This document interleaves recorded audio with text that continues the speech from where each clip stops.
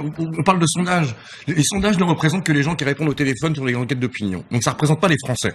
Ça représente les gens qui acceptent de prendre leur téléphone après un débat pour répondre à une enquête d'opinion par téléphone. C'est censé représenter les Français. Parce que et ça représente personne. Moi, je les ai vécus dans la pub pendant 15 ans. C'est une arnaque, les sondages. C'est une arnaque. Ça ne représente personne. Ils se plantent systématiquement depuis 10 ans. Et on continue. C'est une arnaque, les sondages. C'est une arnaque. Figure de proue du sauvetage de Macron, le groupe Next Radio, c'est-à-dire RMC et BFM TV, renommé pour l'occasion Broadcast for Macron, a pris le dossier en main.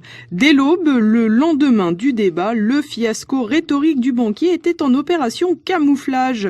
Le meilleur outil pour cela, les sondages. L'Institut ELAB aurait interrogé les téléspectateurs pour prendre la température après la joute oratoire et là, miracle, Macron est le plus convaincant.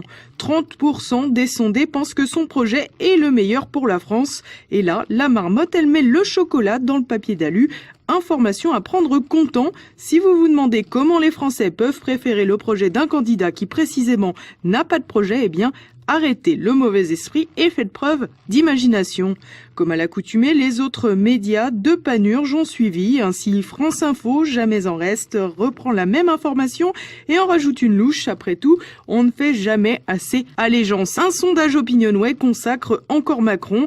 Cette fois, un peu de retenue, le jeune loup de la finance rafle la mise, mais avec 25%. La presse régionale, toujours soucieuse de suivre les tendances parisiennes, ne se démarque pas. Ainsi, Ouest France chante également la gloire de Macron. Pourtant, tout est parti du sondage ELAB, un sondage auquel ont répondu 1157 personnes.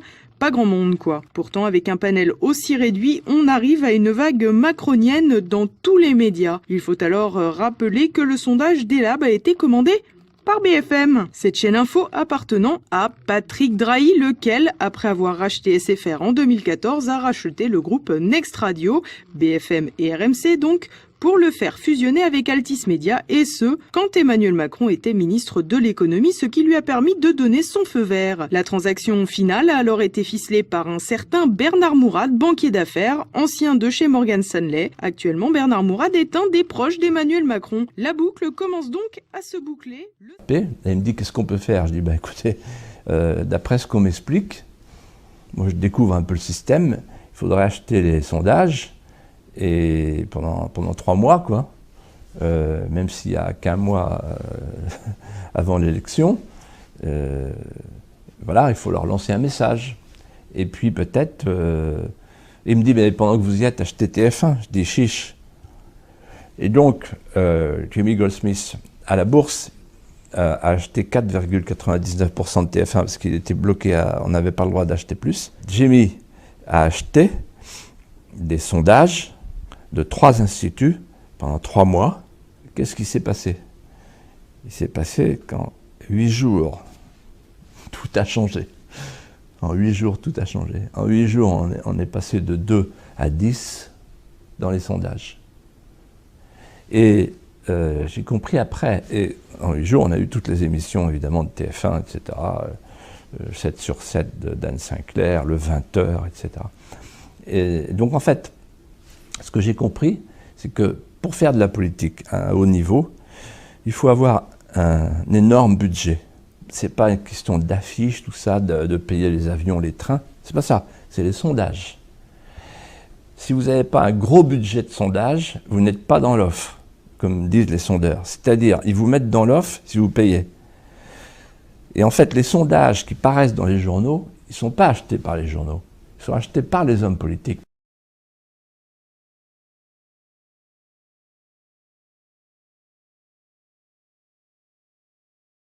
Je pense que c'est une erreur de penser que les politiques sont impuissants ou incapables ou ne comprennent pas, en faisant comme s'ils servaient l'intérêt général, et pour servir l'intérêt général, effectivement, ils sont pas bons.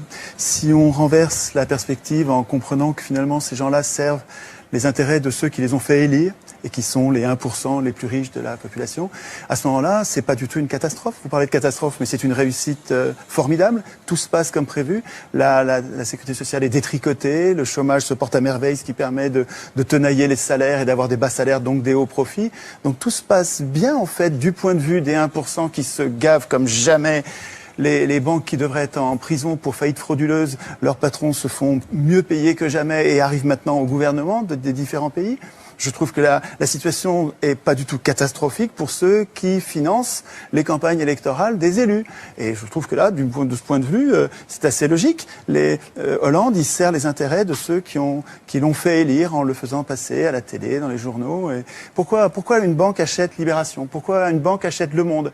Pourquoi une banque achète le quart Sud-Est? Pourquoi le Crédit Mutuel achète le quart de la presse quotidienne régionale?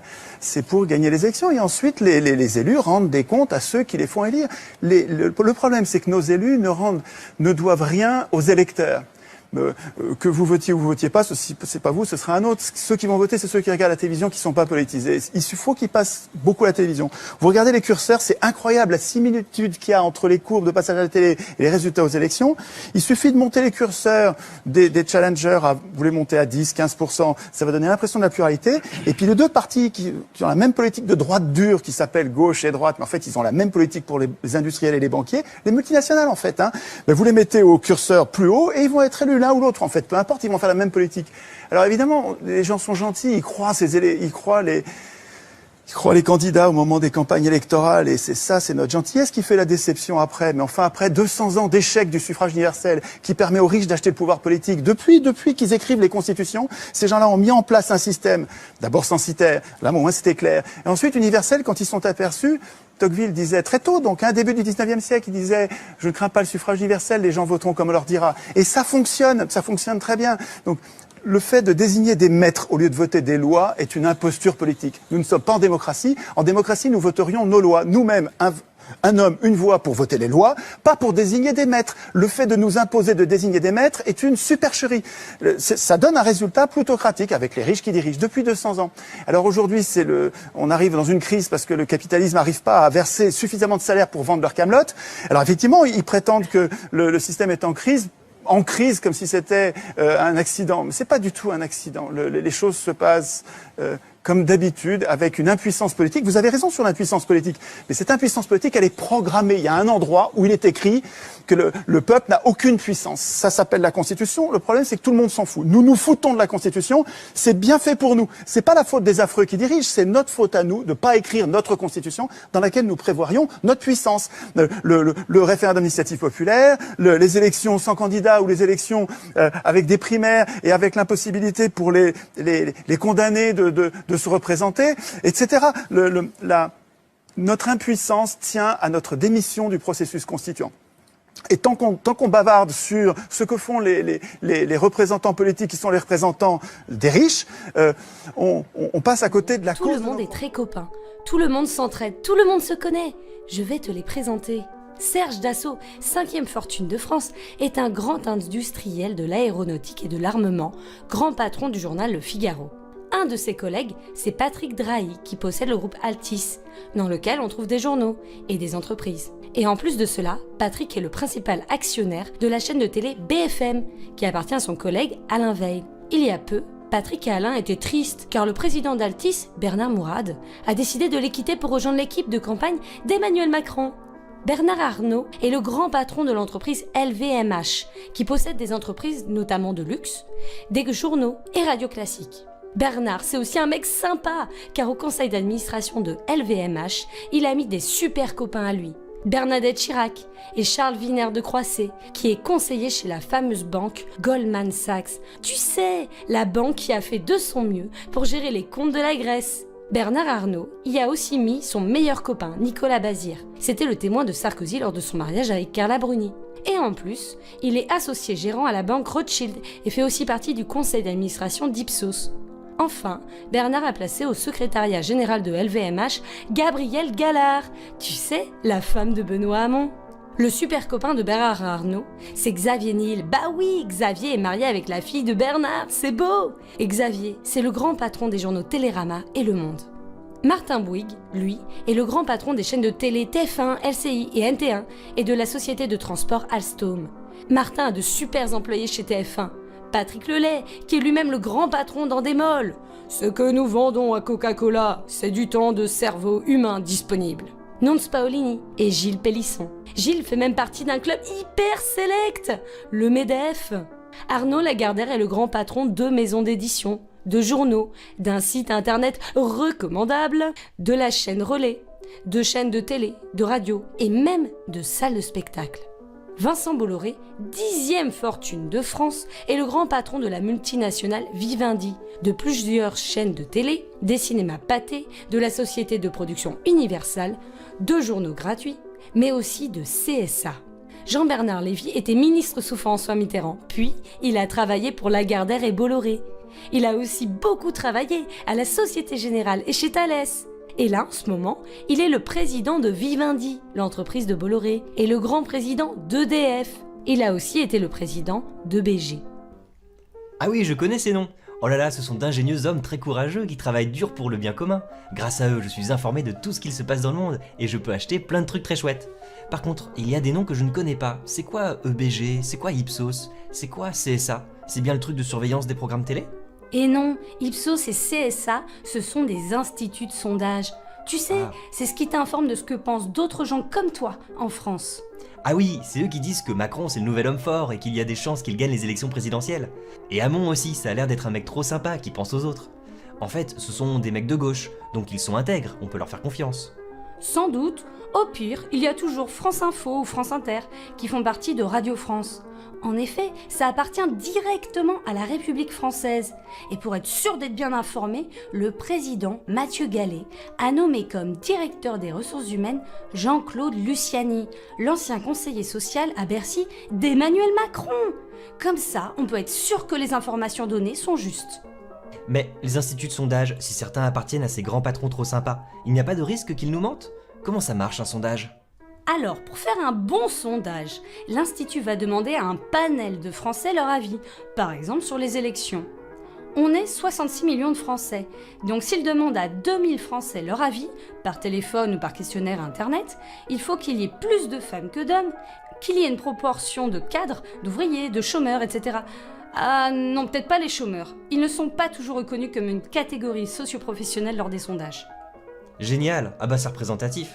Oui, enfin, pour les élections présidentielles, les instituts de sondage rectifient les pourcentages par rapport au score qu'a fait le candidat aux dernières élections présidentielles, celles de 2012. Ah d'accord, mais comment ils font avec Benoît Hamon, parce qu'il n'était pas candidat en 2012? Pour Benoît, il rectifie avec le score de François Hollande, parce que ça reste le PS. Oui, mais peut-être qu'Hamon, il plaît encore plus aux Français que Hollande, ou moins. Et pour Macron, ils doivent être bien embêtés. C'est pour ça que Le Pen est très haute dans les sondages? Parce qu'elle a fait un gros score en 2012?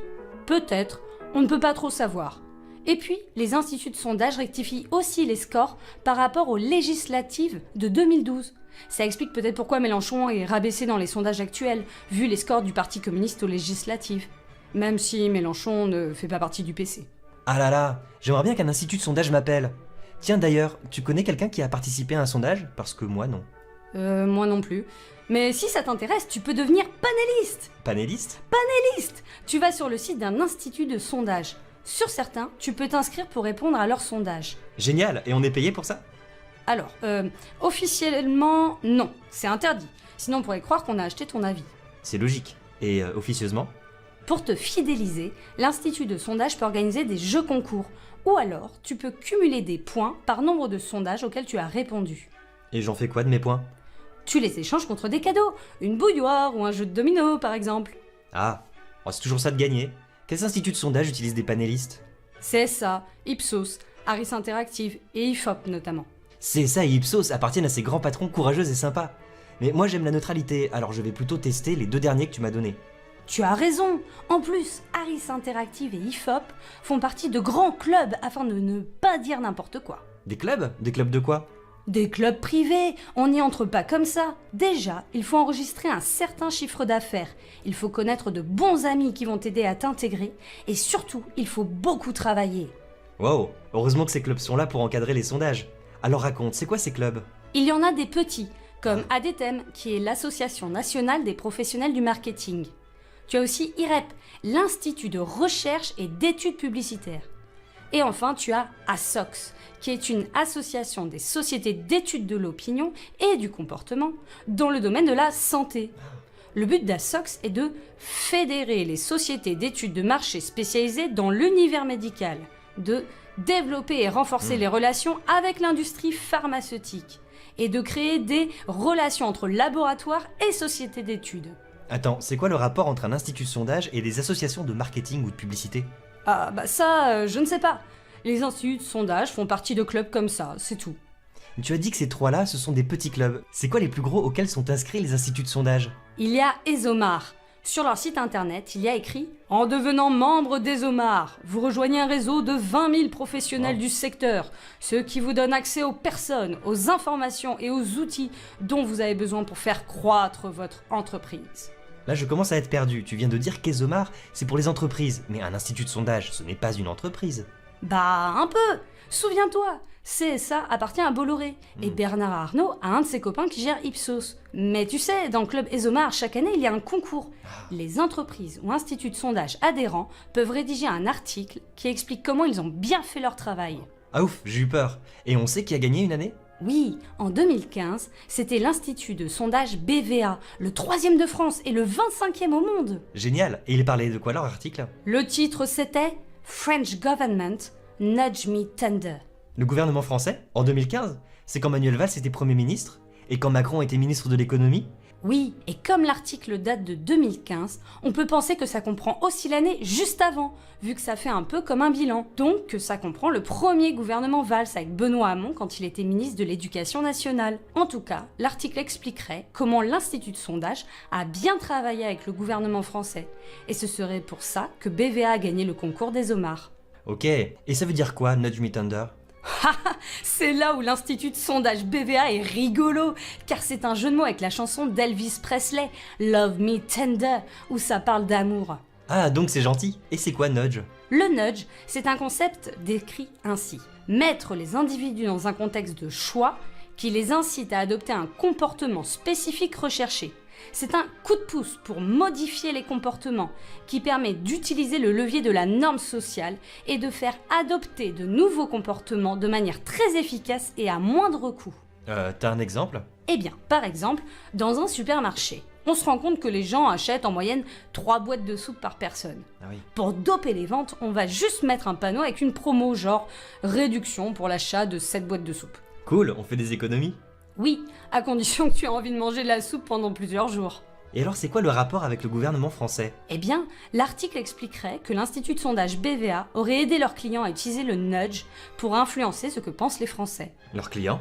Oui, le secrétariat général à la modernisation de l'action publique. Sur le site internet, on t'explique que c'est un service du Premier ministre qui accompagne le gouvernement dans la mise en œuvre de la réforme de l'État. Donc le client, c'est Manuel Valls quand il était Premier ministre.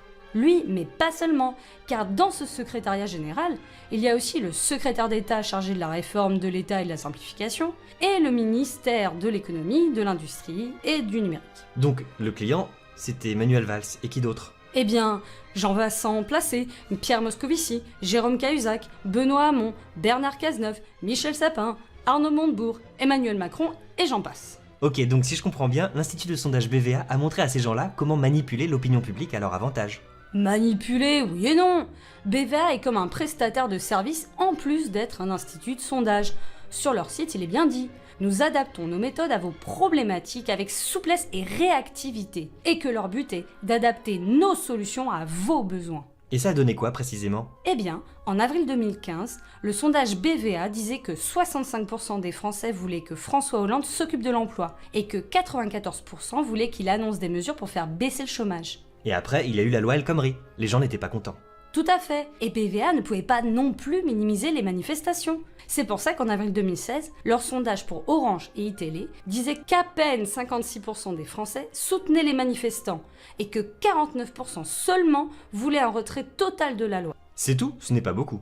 Rappelle-toi, l'Institut de sondage BVA ne pouvait pas non plus déplaire à son client. Et puis, c'est ça le nudge. En lisant ce sondage, toi qui manifestes, tu te dis que tu vis dans un microcosme de gens qui pensent comme toi, qu'en fait la grande majorité des gens a l'air d'approuver la politique du gouvernement. Ça t'isole. Et ça a marché? Oui, d'autant que BVA en a remis une couche dans un autre sondage pour Orange et iTélé en juin 2016, où il disait que désormais, seuls 45% des Français approuvaient le mouvement. Et puis, tu as bien vu, les manifestations se sont essoufflées, d'autant que les chiffres officiels du nombre de manifestants décroissaient. C'est encore une fois l'effet nudge. On te dit que les gens en ont marre des manifs, que ça paralyse le pays, que de toute façon les gens ne sont pas si mécontents que ça. Toi tu te sens seul et tu trouves que les Français sont cons. BVA n'était peut-être pas si objectif que ça. Ça appartient à qui cet institut de sondage? Les fondateurs de BVA sont Michel Brûlé et Jean-Pierre Ville.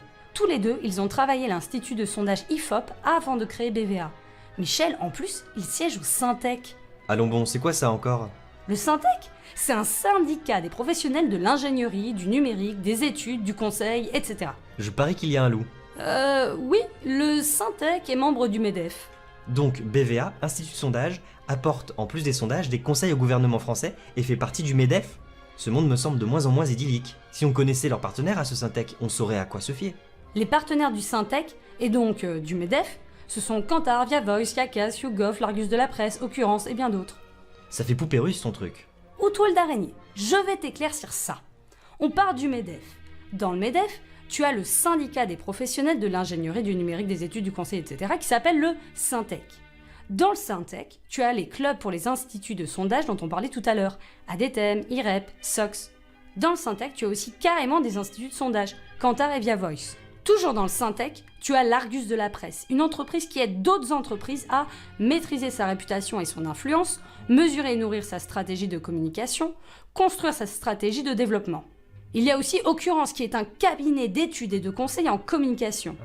Un autre que j'ai cité, c'est YouGov, qui est une société d'études de marché basée sur Internet.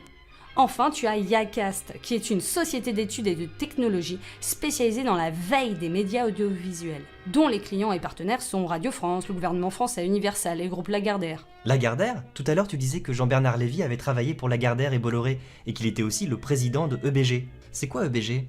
EBG, c'est une association d'entreprises consacrée aux médias et à l'Internet. Ce n'est pas un institut de sondage alors? Non. Le but de cette association, c'est de créer ensemble des opportunités de co-marketing. C'est pour ça que Jean-Bernard, il en a été le président pendant un moment. En plus d'être, je te le rappelle, président de l'entreprise Bolloré, Vivendi. Mais ce n'était pas le seul grand patron. François-Henri Pinault de la FNAC et Patrick Lelay, l'employé de Martin Bouygues, ont aussi été présidents de EBG. Ok, donc EBG, ça permet à des entreprises de bosser ensemble, c'est ça? Exactement, et c'est hyper select. En 2007, des journalistes du Monde ont même écrit ceci au sujet des patrons et de leurs représentants, alors en réunion pour EBG. Ils sont bien plus moqueurs lorsque le pays s'agite de débats autour des 35 heures. Dans ce milieu, on a abandonné depuis longtemps les horaires de la vieille économie. Le journal rajoute le témoignage d'un de ses clubistes de EBG au sujet de la réactivité nécessaire dans ce milieu. Si tu dors, t'es mort. Ils sont juste hyper investis quoi. Tout à fait. Et c'est eux que l'on nous donne aujourd'hui en modèle. D'ailleurs, lors de l'Assemblée Générale de EBG en juin 2015, étaient invités Manuel Valls et quelques présidents du CAC 40. Même qu'Emmanuel Macron a fait le discours de clôture. La classe, n'est-ce pas? Si on veut. Je m'étonne de voir les représentants du gouvernement français à une réunion de EBG. Pas tant que ça, car parmi les membres de EBG, tu as évidemment de grandes entreprises, des banques, des journaux, mais aussi des instituts de sondage comme Harris Interactive, Ipsos ou Kantar. Et tu sais, certains instituts de sondage ont pour client le gouvernement français lui-même. Comme BVA dont tu parlais. Oui, il y en a d'autres qui travaillent pour le SIG. SIG? Le SIG, c'est le service d'information du gouvernement, qui est placé directement sous l'autorité du Premier ministre. Manuel Valls? Oui. Et il sert à quoi le SIG? Sur leur page internet, il est dit que les missions du SIG sont analyser l'évolution de l'opinion publique et le traitement médiatique de l'action gouvernementale, informer le grand public de l'action du Premier ministre et du gouvernement.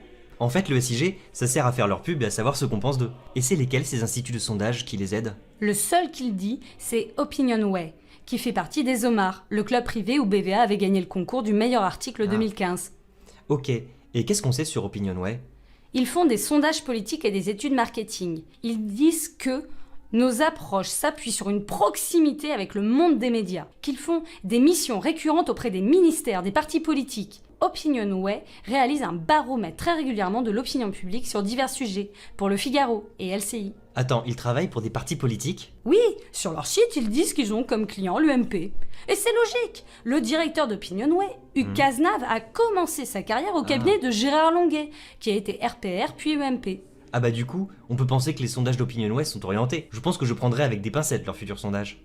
Si tu veux, mais dans ce cas, méfie-toi des sondages qui sortent dans le Nouvel Obs, les Échos, la Croix et la Tribune, ou que tu entends sur Radio Classique, Canal+ ou TF1. Ah pourquoi? Parce que tous ceux que je viens de te citer sont clients d'Opinionway. Wow, ils ont qui d'autre comme clients?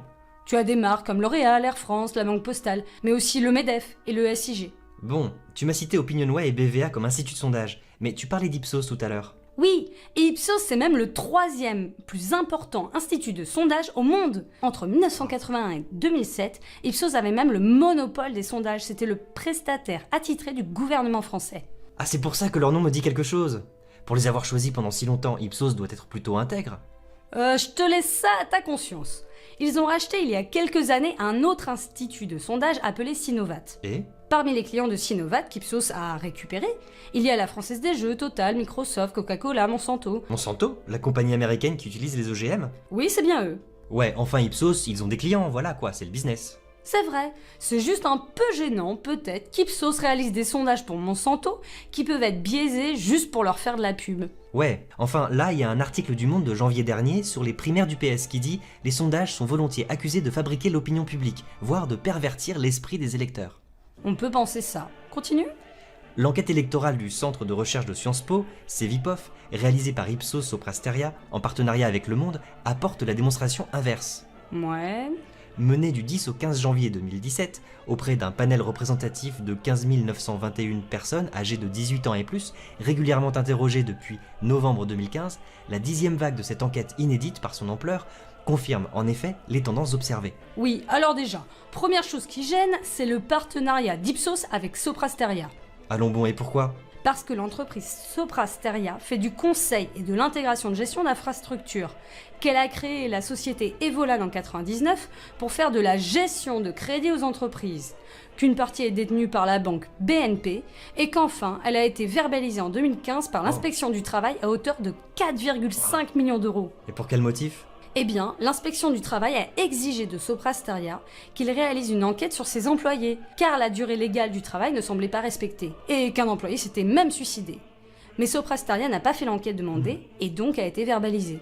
Ok, j'avoue, ce n'est pas cool. Mais en quoi ça te gêne que Soprasteria ait participé à ce sondage sur les primaires du PS? Oh, je me demande juste pourquoi une société comme Soprasteria, qui n'est pas un institut de sondage, collabore à un sondage sur les primaires du PS. Ça jette un doute, non? Ouais. Enfin, il y a quand même Sciences Po qui a collaboré au sondage, c'est sérieux ça? Si tu le dis, juste comme ça, Hugues Cazenave, le directeur d'Opinionway, il est conférencier à HEC et Sciences Po. Tu crois franchement que Sciences Po, Po comme politique, va laisser des sondages mettre à mal le modèle économique qu'ils défendent? Tu critiques, mais le sondage explique le type de personnes sondées, c'est plutôt représentatif.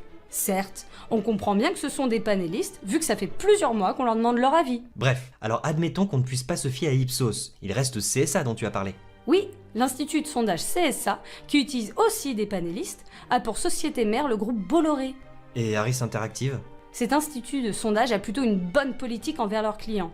En envisageant notre démarche comme un partenariat et non comme une simple prestation, nous allons plus loin que les chiffres. Nous vous proposons une grille de lecture et d'interprétation afin de vous aider à prendre rapidement la meilleure décision. Je te rappelle qu'Harris Interactive est membre de Syntec, ESOMAR, ADTM, IREP, EBG, ASOX.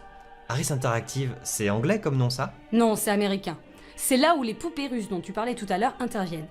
Harris Interactive a un partenaire, l'entreprise Nielsen, dont le patron, Mitch Barnes, a travaillé pour Monsanto. Au-dessus, tu as ITWP, qui est une société d'investissement privée. Et encore au-dessus, tu as Toluna, qui fait des études marketing et qui fait de la collecte de données de clients. Chez Toluna, Jim Frederickson travaille comme directeur des opérations pour Harris Interactive et Ipsos. Bon. Et Kantar, ça donne quoi comme institut de sondage? À part une enquête sur les dynamiques politiques 2014-2017 pour Sciences Po, pas grand-chose. Ah bah enfin un institut de sondage correct. Oui, si ça te va de savoir que Kantar, ça appartient à WPP, une entreprise d'agence de publicité et de communication, dont le patron, Martin Sorel, est soupçonné d'avoir mis une partie de sa fortune dans des paradis fiscaux comme celui de Jersey. Super. Qu'est-ce qui reste? L'institut de sondage Via Voice. Leur credo, mieux comprendre pour inventer demain. Ok, inventer demain, pas mal, un monde qui change, bonne mentalité. Via Voice dit que leur travail consiste à produire, analyser et hiérarchiser les informations les plus pertinentes pour la stratégie des entreprises et des institutions au service de la croissance. Au service des institutions, c'est quoi leurs clients? A priori, Via Voice fait des sondages et crée des baromètres d'opinion pour HEC, France Inter, Les Échos, Radio Classique, France Info, Libération et pour le Syntec. Via Voice est le partenaire direct d'une entreprise appelée Caron Associés, qui a des clients dans les gouvernements et les entreprises privées. Super. Dans le même genre, tu as l'Institut de sondage Infraforce, qui fait des études de marché et des sondages pour les ministères, l'éducation nationale, le ministère de la Justice, le ministère de l'Intérieur, et encore d'autres. Laisse tomber. Next. Comme autre institut de sondage, il y a l'INSEE. Hey, mais c'est super connu ça. Il recense la population française. Exact. L'INSEE s'occupe des statistiques de la France et aussi de ceux de l'Union européenne, car ils sont le correspondant d'Eurostat. C'est grâce à eux qu'on a eu des études sur les traités de libre-échange. Et ce n'était pas vraiment super, je crois bien. Ah, chacun voit midi à sa porte. En tout cas, l'ancien directeur Jean-Philippe Cotis et l'actuel directeur Jean-Luc Tavernier ont tous les deux participé au rapport Attali. C'est quoi ça? Le rapport Attali, de son vrai nom, Rapport pour la libération de la croissance, explique quelle politique économique le président Nicolas Sarkozy devait mener pour sortir le pays de la crise. Et quand on voit ce que ça a donné, l'autonomie des universités, le plan de sauvetage des banques lors de la crise des subprimes, les délocalisations, l'augmentation du nombre de chômeurs. Oh, tu en parleras à Macron. Pourquoi? Il a aidé à la rédaction de ce rapport. Ok.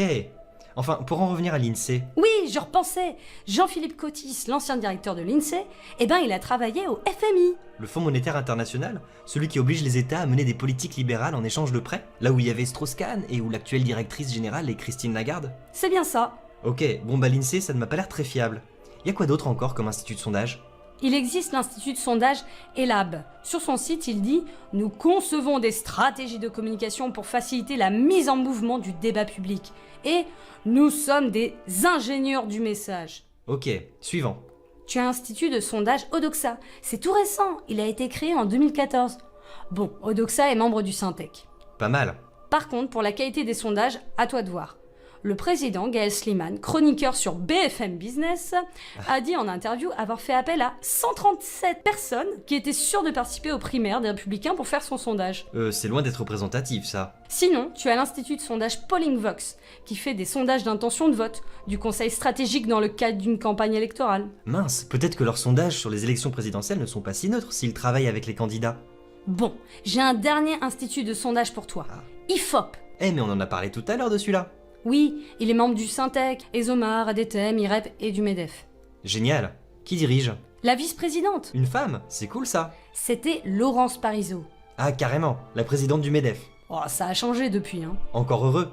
C'est qui maintenant? C'est un homme, Damien Philippot. Ce nom me dit quelque chose. Ah, c'est le frère de Florian Philippot, le vice-président du FN, le parti Marine Le Pen. Mais Damien a récemment quitté IFOP. Il est parti s'occuper de la campagne du FN en tant que directeur des études politiques.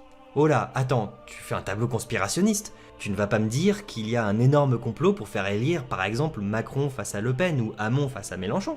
Mais non, je ne pense pas qu'il y ait un complot. J'ai plus l'impression qu'il y a des conflits d'intérêts en cascade et que le système actuel permet à des personnes de faire bouger les choses en leur faveur. À toi de voir ce que tu vas faire des éléments que je viens de te donner. Et puis si tu as un doute, tu peux aller vérifier par toi-même sur internet. Toutes les données sont hyper accessibles, ça demande juste un gros travail de recherche.